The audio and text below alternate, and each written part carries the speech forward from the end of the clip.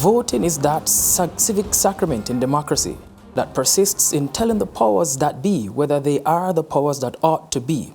But what happens when that sacrament is withheld from voters for close to 4 years?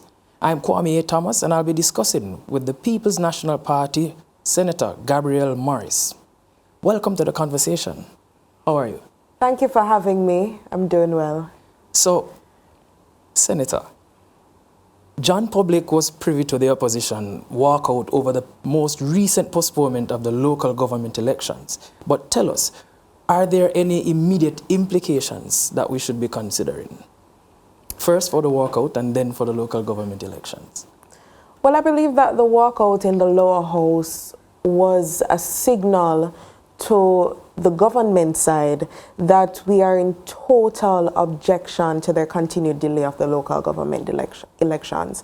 I think it sent a strong signal to the government that their actions have in many ways impeded the course of democracy and in many ways signal to the Jamaican people that they have not chosen to take the local government elections seriously. So I think the walkout was a symbol of our displeasure with how the process has been handled. I think the far-reaching implications of the continued delay is really that it deters democracy, first of all, because we have local government that stands as a very important part of our governance structure. And 4 years of delay, as I said, it signals a lack of importance being placed on the institution. It also impedes representation because we have about 18 divisions that are without representation for whatever reason. And so these are very real implications for real people, because when you don't have representatives in place, then what you have is the services and the resources that are supposed to be provided by local government not reaching the people. So the question though is, speaking along the lines of implications, what were some of the measures that were in place, whether or not those measures are being ignored, and how can we fix them? Well, the 2016 amendments to the Local Governance Act, it ensured that local government elections should happen every 4 years. So the act was amended to ensure that. And during the discourse surrounding local government elections, we've had a lot of finger pointing. You did this, you did that. Whatever happened in the past was supposed to be corrected by those changes to the legislation. So they are being ignored because we should have had local government elections from 2020. However, we know the constraints that COVID placed on us. And so it was understandable then in 2020 that a delay would be put forward. However, in 2022, there's no logical reason for a delay. And so it shows a scant regard even to the changes and the progress that has been made in the legislative aspect to ensure that local government is actually taken seriously. All right. Are there any reasons that you can tell us that might have caused those delays, and whether or not those reasons make sense to you? Well, the government proffered 3 reasons in the legislation. The first one being the impending changes, legislative changes that would allow Portmore to become a parish. So the 15th parish, essentially. The second reason is... Tell us about that one, and why would that not be plausible? Because it sounds as though you're saying that that's not plausible, but why wouldn't it be? Well, we've been having conversations about Portmore becoming a parish. And the conversations continue. However, I don't think that the democracy on a whole and the people's interests should be held hostage by this process or this discussion that is ongoing. I think we can continue with the discussions. I think we can continue to consult. But at the end of the day, I don't think it is a strong enough reason for us to say that we are further delaying an election that is long overdue. So could it be then that they might think, the powers that be might think that if they should go ahead and have the elections now, it would leave some set of people being disenfranchised? Would that be plausible to say?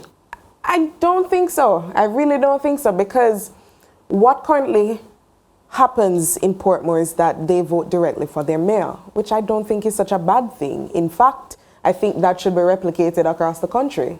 So the discussion now is more about shifting the barriers, and that to me signals some sort of gerrymandering.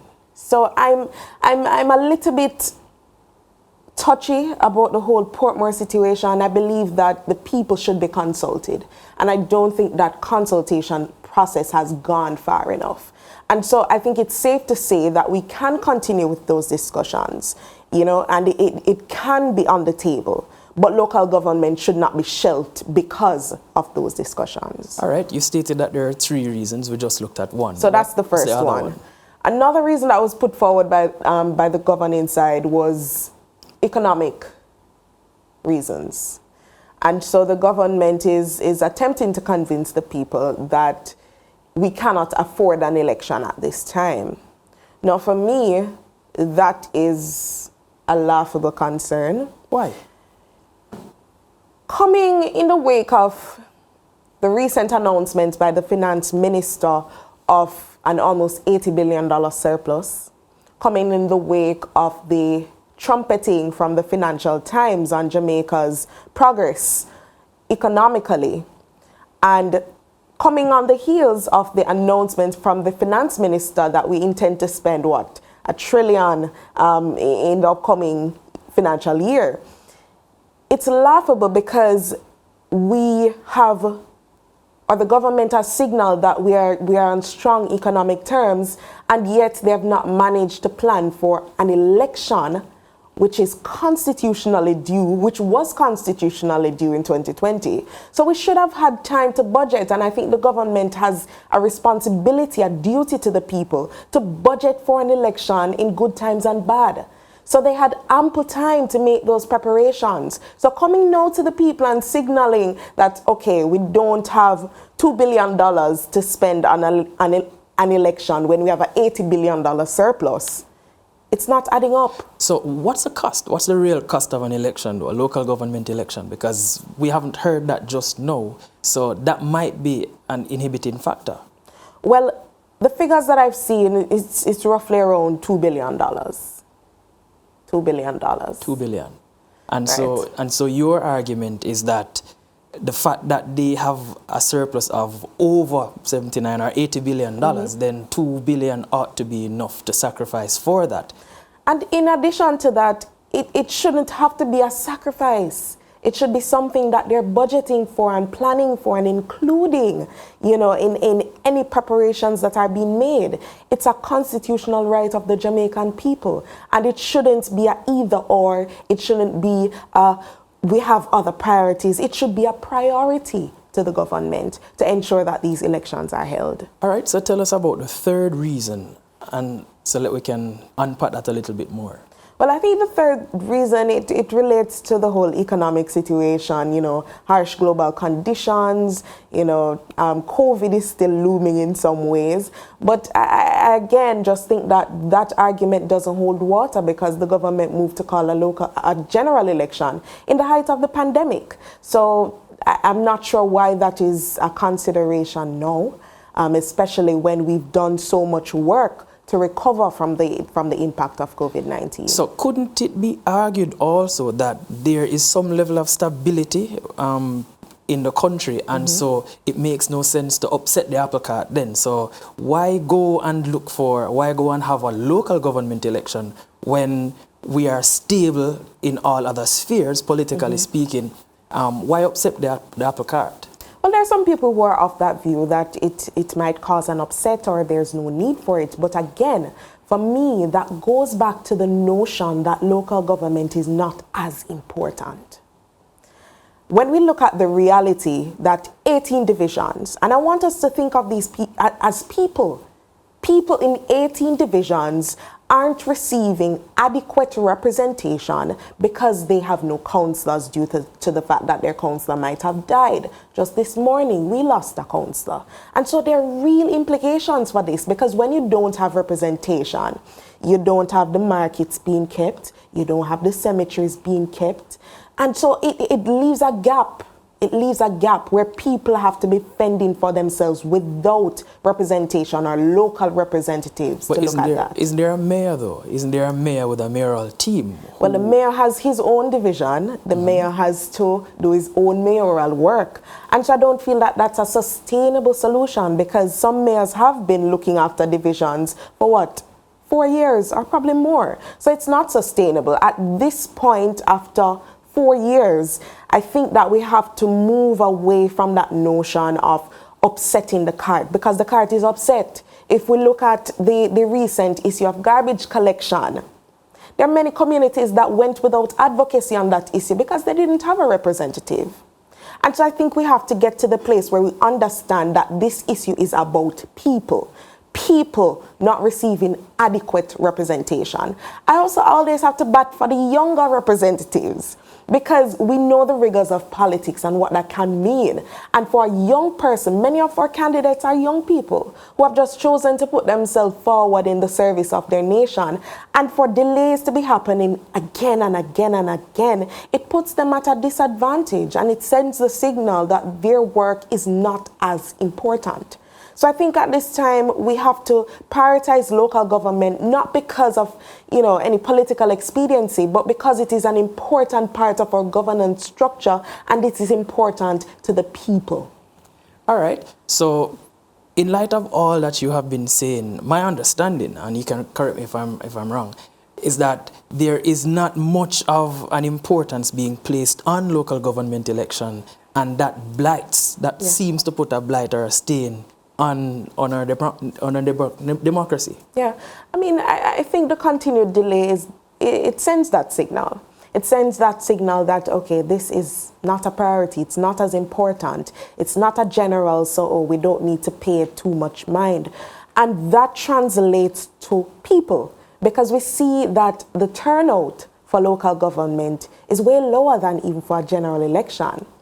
And yes, I think there might be other reasons that can account for that low turnout, but I think that the continued delay, it does nothing to inspire confidence. All right, so let me pause there. Let's throw to a break. So right now we are having a conversation with Senator Gabriella Morris, and we have just looked at the implications of the delay in the local government elections. I am Kwame, and I'll be back.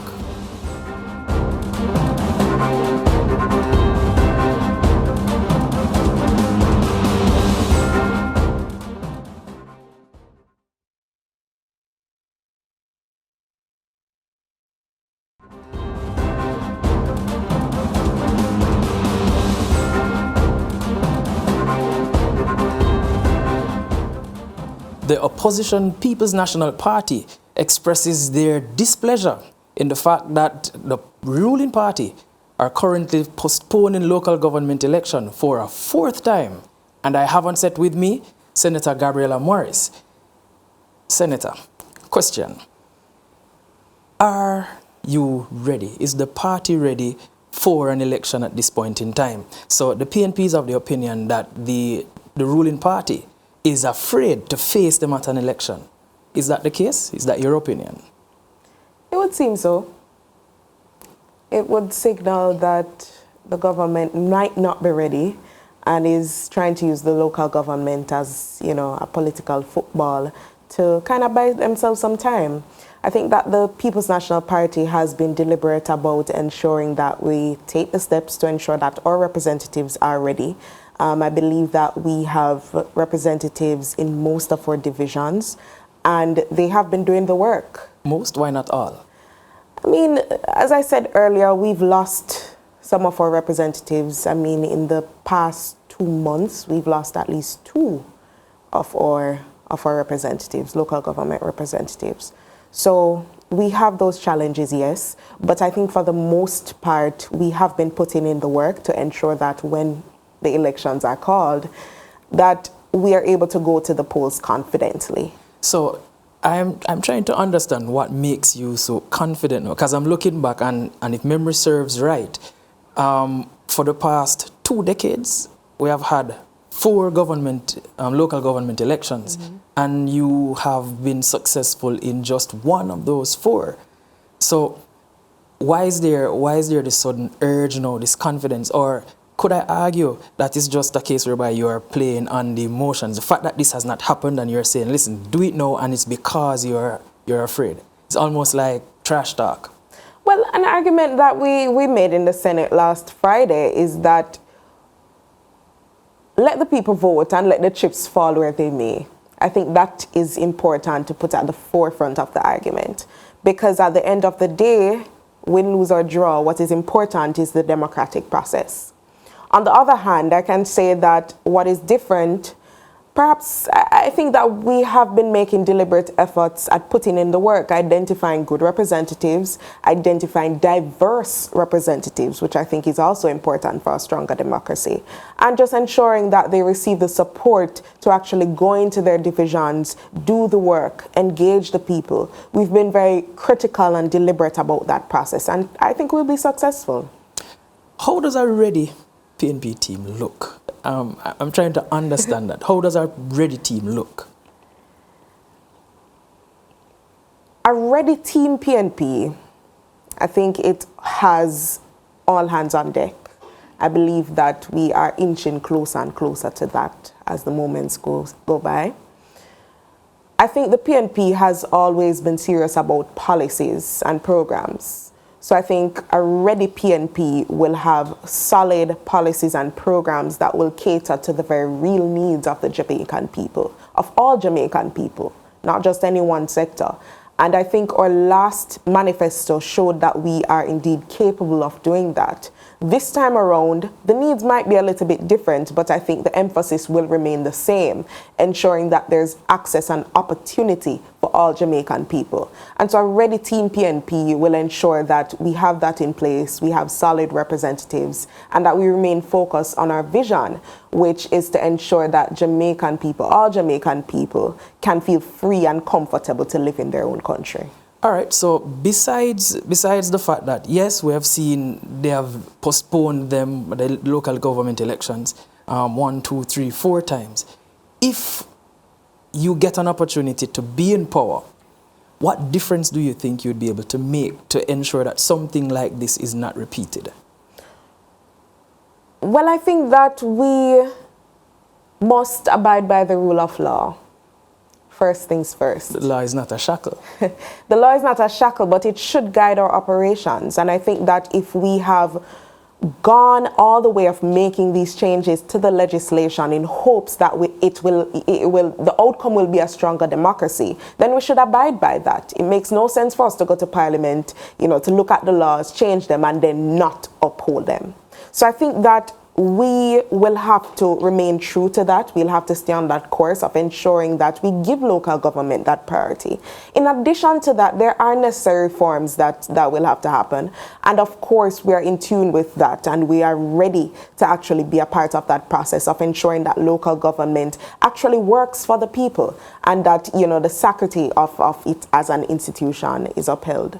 So I'm looking at it, and you said something about the sanctity or the sacrament of voting. That's one. But then you stated earlier that there are reforms. What would some of those reforms, or what might some of those reforms be? Well, one of the critical reforms that I think have entered the conversation is, again, the need for people to vote directly for their mayoral candidates. I think Portmore was a model of that, to test how that would work. And I think that the people really want that system where they can go directly and say, okay, I want this person to be my mayor because they are the best representative. So I think that that's something that we will have to continue to look at. I think largely it has worked in Portmore, and any reforms will need to look closely at that way of approaching local government and seeing how it fits into other contexts across the island. So I think that's just one thing that I'd point out. All right. So you mentioned that there were some losses that your party suffered as a result of death. Persons have been promoted, persons have resigned. Yeah. That brings to mind the question of by-elections. Why couldn't we have had any of those?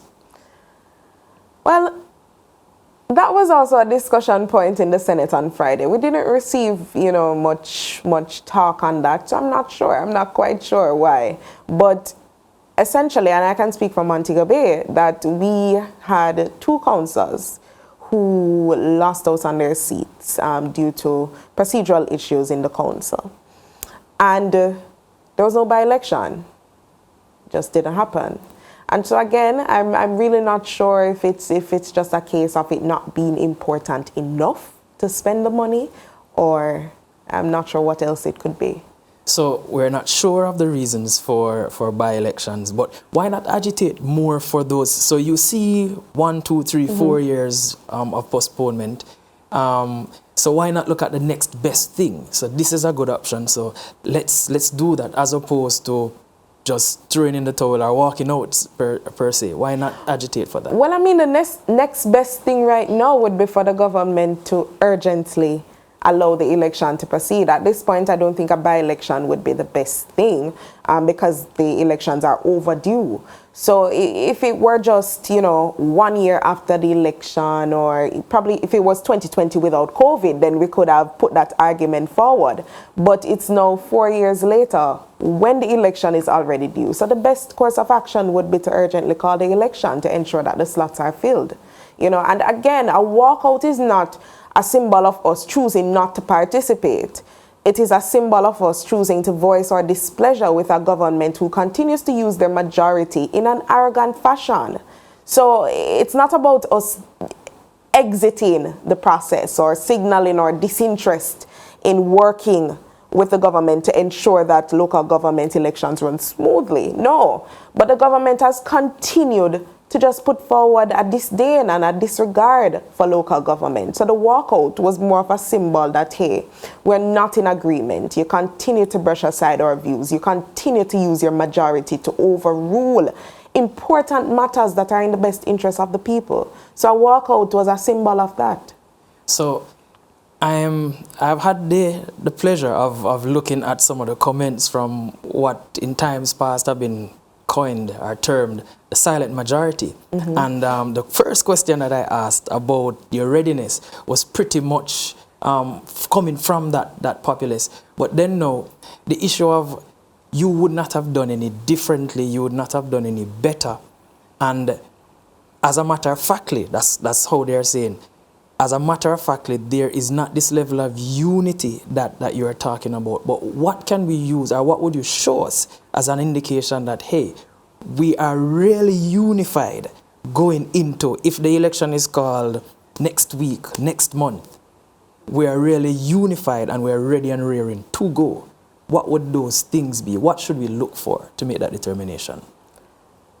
Well, I think it starts from the helm. It starts from the helm.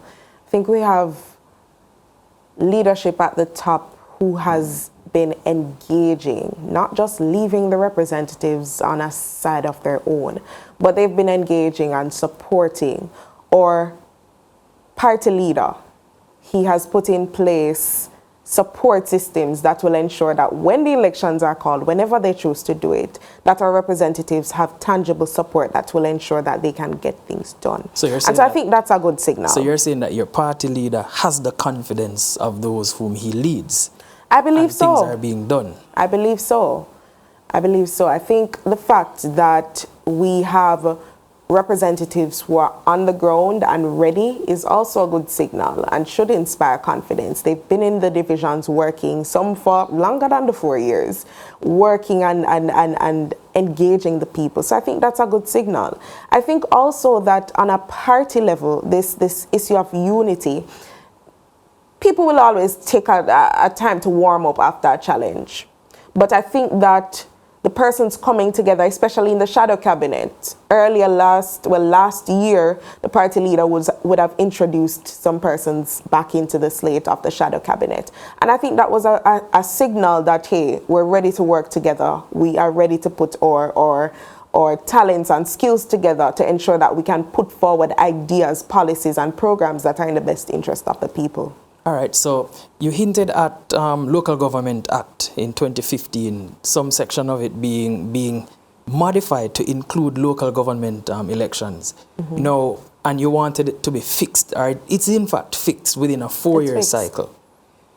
But could I then not argue that this has not been sufficient? The law itself was not sufficient enough because we're still having this issue. The fact that 1, 2, 3, 4 years, but we're still having that issue. Could it be that the law was insufficient? It was not properly crafted? It was not properly dealt with?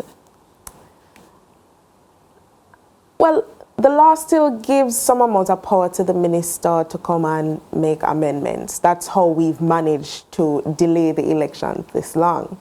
So that's a loophole in some sense. But I think what is most important is that governments understand the responsibility that they have to the people. Because even with the legislation, right, even with those changes, I think on another hand, they have to understand the importance of the institution and act accordingly. When you don't, it shows a disregard for the work, for the legislation, for people who have been advocating. So I think the onus is also on the government to ensure that they uphold the changes that were made and actually act in a way that promotes confidence in local government. But is that it falls squarely at their feet. Is that a loophole, though, that you would want to, say opposition again becoming government? Is that a loophole that you'd want to be closed? Well, it's something that we're going to have to definitely look at, and I think that as a party, we've been having the conversations that will prepare us to take a look at the Local Government Act and ensure that we can reform it in a way where it's fit for purpose. Because currently, I think that there's some things that we need to take a closer look at, and that's definitely one of them. But I think we are prepared to go, into that discussion.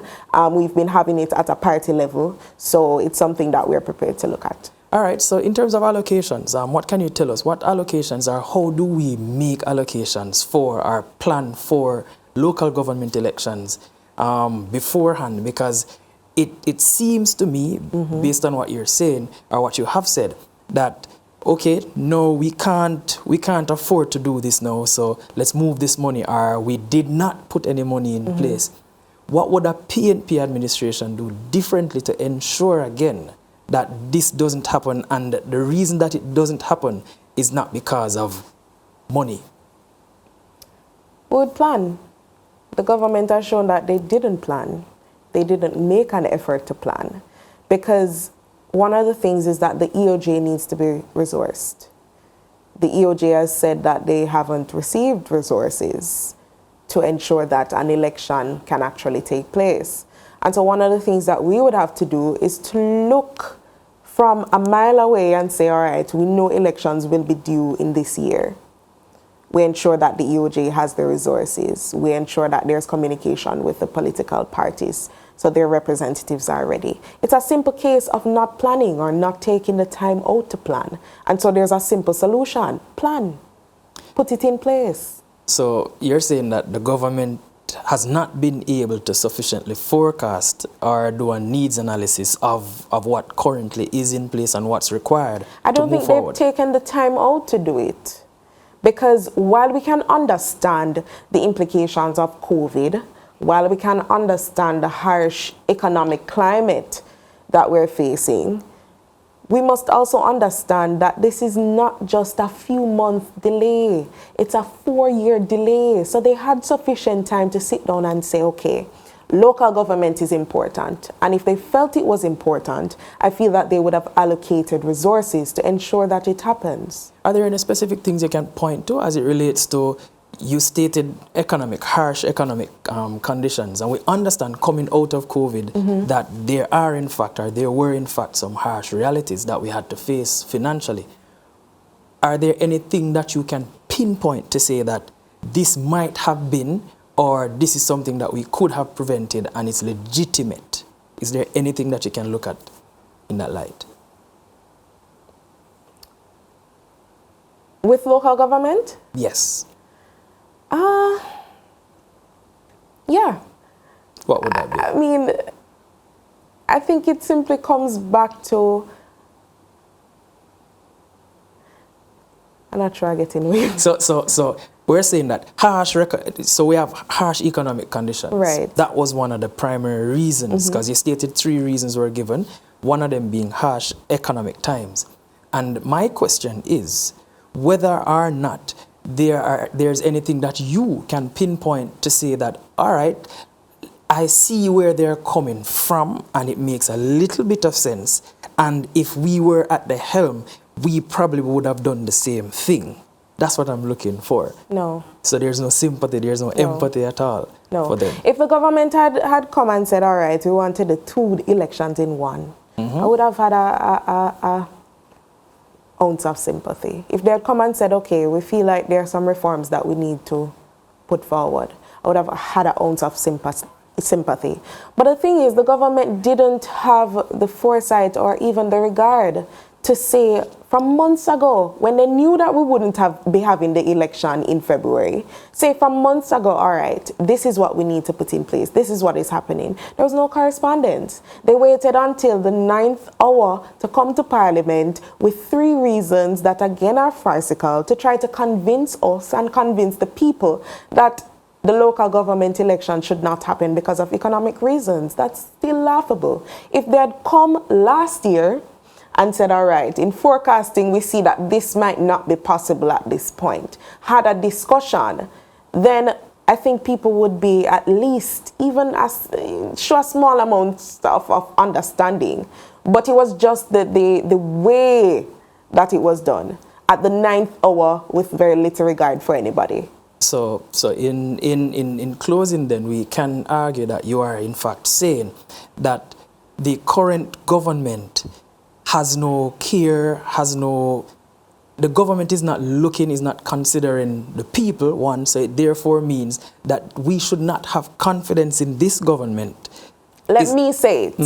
That's what I'm asking. The government, in its actions, is not considering the Jamaican people at all. Because if they were, they would be considering the fact that people need representation at this time. And they would allow the elections to take place. They would allow the people to vote and let the chips fall where they should. So I say, yes, I think they are showing a gross disregard for the Jamaican people. So lastly then, that translates to the fact that they don't have a keen understanding of what democracy demands. That's what you're also saying.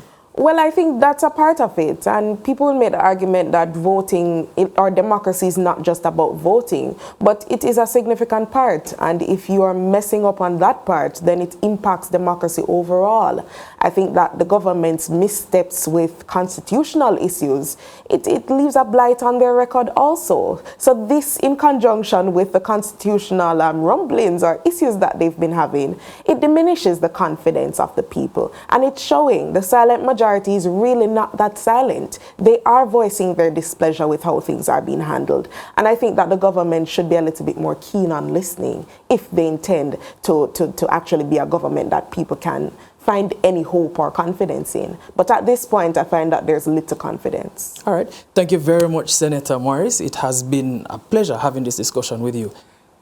People, you have heard the senator. She has stated as a matter of factly that the People's National Party is ready and the ruling Jamaica Labour Party is in fact not ready. They are not fit for government.